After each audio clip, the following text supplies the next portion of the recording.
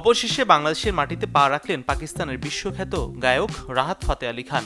শুক্রবার দিবাগত রাত 12টায় ঢাকার হযরত শাহজালাল আন্তর্জাতিক বিমানবন্দরে এসে পৌঁছান তিনি। আজ রাতে আর্মি স্টেডিয়ামে ছড়াবেন সুরের মূর্ছনা।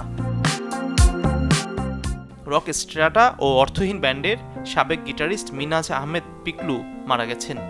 গতকাল রাত 9টার দিকে তার মৃত্যু হয়। পিকলুর বন্ধু সিপাত জানান, রামপুরায় একটি অনুষ্ঠানে গিটার বাজাচ্ছিলেন পিকলু।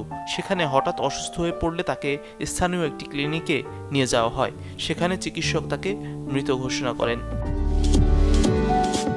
বদলে যাচ্ছে বাংলাদেশ শিল্পকলা একাডেমির 7 মিলনায়তনের নাম। এর মধ্যে থাকছে জাতীয় নাট্যশালার 3টি মিলনায়তনও।